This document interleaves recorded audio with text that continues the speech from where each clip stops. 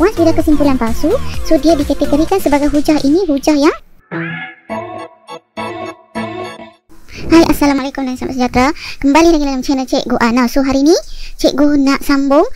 Semalam kita belajar tentang hujah didaktif. So hari ni kita nak belajar tentang hujah induktif. Hujah induktif ni dia adalah hasil daripada satu hujah di mana dia akan kesimpulannya tu secara umum, manakala dia akan memulai daripada sesuatu yang khusus kepada yang umum. Jadi sebelum kita nak menentukan sesuatu hujah induktif itu kuat atau meyakinkan, dia mesti base kepada table ni. Okay, kalau kamu tengok table ni, hujah induktif ni dia bergantung kepada kesimpulan kita. Kalau kata kesimpulan kita itu benar, okey, kalau kata kesimpulan kita itu benar, maka hujah kita itu akan dikatakan kuat. Tetapi kalau hujah kita kuat, okey, kalau hujah kita kuat, dia ada dua kategori pula. Kuat yang meyakinkan atau kuat yang tidak meyakinkan. Jadi kalau sesuatu hujah tu dikatakan kuat, dia bergantung kepada kesimpulan. Okey, kalau dia kuat, macam mana kita nak tahu dia meyakinkan? Dia mesti pastikan semua permis kita ni, semua permis mesti benar. Manakala kalau dia kuat, dia tidak meyakinkan, maksudnya ada salah satu permis tu yang palsu. Jadi hujah induktif ni senang saya nak tentukan dia. So kalau kata hujah tu kesimpulan dia palsu, maka hujah tu dikatakan lemah. Hujah tu dikatakan lemah. Once bila dia lemah, dia tak ada dah yang meyakinkan atau tidak meyakinkan. Dia automatik tidak meyakinkan saja. Once bila hujah tu dah lemah, dia memang tidak meyakinkan. Cuma kalau hujah tu kuat saja, kita kena decide sama ada dia meyakinkan atau tidak meyakinkan. Okey, baik. So kita terus kepada contoh. Kalau kamu tengok contoh di sini, ada permis satu, kerusi di ruang tamu adalah merah.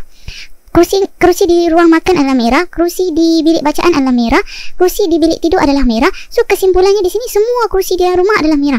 So first kita nak tentukan hujah ini kuat atau lemah, kita tengok kesimpulan. Semua kerusi di rumah adalah merah. Kalau kamu perhatikan, betul ke semua kerusi di rumah adalah merah? Dia hanya cerita tentang ruang tamu, ruang makan, bilik bacaan, bilik tidur. Dia tak cerita dekat toilet, dia tak cerita dekat dekat ruang yang lain ke, ruang-ruang yang lain, ataupun di ruang tamu mungkin ada kerusi yang berwarna lain. Terus dia buat kesimpulan semua kerusi di rumah adalah merah. Jadi adakah kita katakan hujah ini kuat ataupun lemah? So di sini kalau kita refer kepada kesimpulannya, bila dia dah cakap tentang semua kerusi di rumah adalah merah, ini dah menunjukkan dia punya kesimpulan ni palsu. Once bila kesimpulan palsu, so dia dikategorikan sebagai hujah ini hujah yang lemah. Okey, kenapa hujah yang lemah? Kalau hujah yang lemah, adakah dia meyakinkan? Tak kan? Okay, sebab hujah yang lemah dia selalunya tidak meyakinkan. So hujah yang lemah dan tidak meyakinkan. Tidak meyakinkan. Kenapa dia tidak meyakinkan? Kerana kesimpulan dia palsu. Okey, baik. So kita tengok pula contoh yang kedua. Permis 1.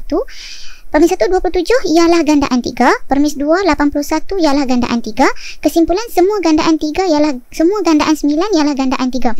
So kalau kamu tengok dekat sini, adakah semua gandaan 9 ialah gandaan 3? So ialah kan, sebab semua yang ada dalam sifir 9 mesti akan ada dalam sifir 3. So jadi kita boleh katakan kesimpulan ni benar. So bila kesimpulannya benar, okay, kesimpulan ni benar. So bila kesimpulan ni benar, maksudnya hujah dia kuat. So bila hujah dia kuat, adakah hujah ini meyakinkan? Okey, kita kena cek. Kalau kita nak tentukan hujah itu meyakinkan atau tidak meyakinkan, cek semua permis tu benar atau palsu. Okey, kalau kita tengok dekat sini, 27 ialah gandaan 3. So ambil 27 bahagi 3. Kalau tak dapat perpuluhan, dia benar. So 81 pun gandaan 3. So kalau semua permis benar, jadi hujah ini kuat dan meyakinkan.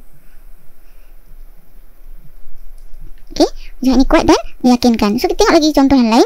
Permis 1, ikan kembung bernafas dengan insang. Ikan hiu bernafas dengan insang. Kesimpulan semua ikan bernafas dengan insang. So di sini tak semua ikan bernafas dengan insang, betul tak? Okey, kerana ada ikan yang bernafas menggunakan paru. Okey, jadi so hujah ini menunjukkan kesimpulannya. Dia kata semua ikan bernafas dengan insang. Tak kan? Ada setengah ikan bernafas guna paru. Kalau kamu belajar sains, kamu akan tahu. Jadi tak semua ikan bernafas menggunakan insang. So hujah ini dah dikategorikan sebagai hujah yang lemah. Bila hujah lemah, tak payah fikir lah dia punya permis betul ke salah ke, tak payah fikir lah permis dia.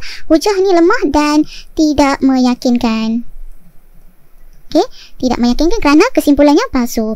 Baik, seterusnya kita tengok contoh yang terakhir. Permis 1, 11 kali 5 sama dengan 55, betul. 12 kali 5 sama dengan 60. Semua gandaan 5 berakhir dengan digit kosong atau 5. Betul tak? Semua gandaan 5. Maksudnya semua sifir 5. Kalau kamu tengok sifir 5 kan, 5, 10, 15, 20, 25 dan seterusnya. Kalau kamu tengok, betul tak dia kata semua gandaan 5? Maksudnya semua sifir 5 ni, dia mesti berakhir kat belakang dia mesti 5, kosong. Betul kan? Jadi kesimpulan ni boleh dikatakan benar. So kesimpulan ini benar. Jadi kalau kesimpulan benar, so maksudnya hujah ini adalah hujah yang kuat. Kalau hujah yang kuat, adakah hujah ini meyakinkan? Okey, so kalau kita nak tahu dia meyakinkan tak, kita cek permis satu-satu. 11 kali 5, 55, betul. Okey, kemudian kita tengok pula permis 2, 12 kali 5 betul tak dapat 60. Okey, so 12 kali 5 kamu cek guna kalkulator kamu lah. Okey, 12 kali 5 betul dapat 60. So maksudnya kalau permis semua betul, jadi kuat, permis semua benar, so dia meyakinkan. So kuat dan cikgu salah hijau aja. Meyakinkan. Okay guys, so itu saja untuk kita nak menentukan hujah induktif. Sama ada dia kuat atau lemah. Kalau kuat, meyakinkan atau tidak meyakinkan. Tapi kalau dia lemah, automatik dia tidak meyakinkan. So jumpa lagi untuk video seterusnya. Stay tune dan selamat maju jaya. Bye.